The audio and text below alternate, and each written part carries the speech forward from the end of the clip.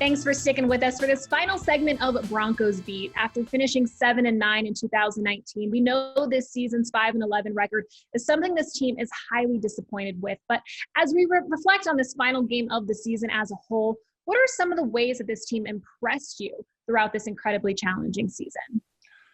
First of all, when you play through a global pandemic, let's just be honest, it's not easy to do. And when you lose one of your best leaders and most productive players, particularly on the defensive side of the ball, like when they lost Von Miller, that can be a punch to the gut for any team. And you can see a team stagger coming out the blocks. But I think this Denver Broncos defense continued to assert themselves all season long. I know they were missing a lot of people. They had injuries. They had to play musical chairs in different areas on this defense. But at the end of the day, they ranked top 10 in terms of their ability to pressure the opposing quarterback. They ranked top 10 in terms of pass coverage on the back end. I'm very proud of Justin Simmons in terms of what he's been able to do on the back end of that defense as PFF, one of the highest graded safeties in the NFL. They got to get him signed to a long-term deal. I know they gave him the franchise tag. To me, that's one of the first order of business because we talked about creating turnovers, having players with a high football IQ.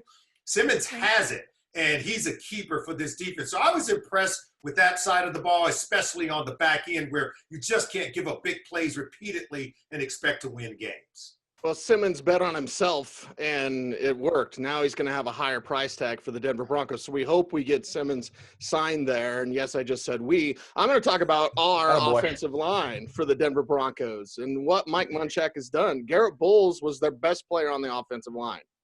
Who would have guessed that when we started this season, that Bowles would flourish so much? He did last year, especially in those last games with Drew Lock as the starter, but they were doing three-man slide protect on almost every snap. You can't do that. They didn't really have to do that this year because Garrett Bowles was so outstanding.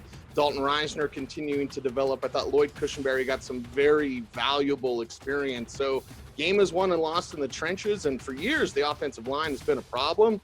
Not anymore. Cecil stole mine. I was going to talk about the offensive line, and specifically Lloyd Cushenberry, who played every single snap this season for the Denver Broncos. If that doesn't do loads of good for a rookie center at such an important position without an off season, one of the toughest positions I was told by people around the league, tight end, center, corner, receiver, quarterback, those were the ones, rookies coming in, that were going to struggle without this off season with all that was on their plate. I think they have found some stability on their offensive line. Right tackle is definitely a spot we're going to have to take a look at. But at the same time, we mentioned Justin Simmons. I think the leadership turnover this year is something that I'm going to take as a positive. When Von Miller went down, when Courtland Sutton went down, other guys needed to step up. We've talked about 2021, Cecil, right? It's my year. Well, guys like Bradley Chubb, I'm told, guys like Drew Lock took a greater sense of urgency in stepping up this season as leaders in that locker room. There is somewhat of a turnover with this young team, Alexis, and I think now some of those guys getting the leadership experience this year in a year unlike any other is really going to help them in 2021. Okay, really quick, around the horn, aside from coming back healthy in 2021, what is the biggest area of concern that has nothing to do with injuries? To me, it's about the quarterback from the neck up. Vince Lombardi said that 90% of the game is played from the neck up. And at the quarterback position, you've got to be able to make good decisions consistently, day in, day out. How about this? On the field and off the field. Yeah, tell me if you've heard this before. Solly's completely 100% right because it is about the quarterback. And Drew Lock's going to have competition. Who is that competition? How great is that competition? Is it an Andy Dalton or a Jimmy Garoppolo or a Matthew Stafford? That's what we're fixing to find out. But it is all about the QB.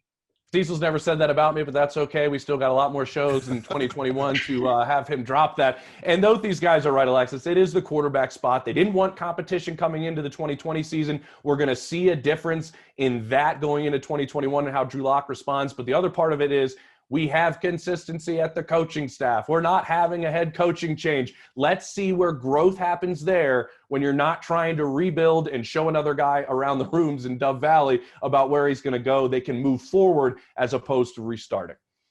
Well, all right, guys, as we close out this show, I would just like to take a moment and express our sincere condolences to the Little family after the passing of Broncos legend Floyd Little over the weekend. This organization's rich history began with him, and he will be missed dearly.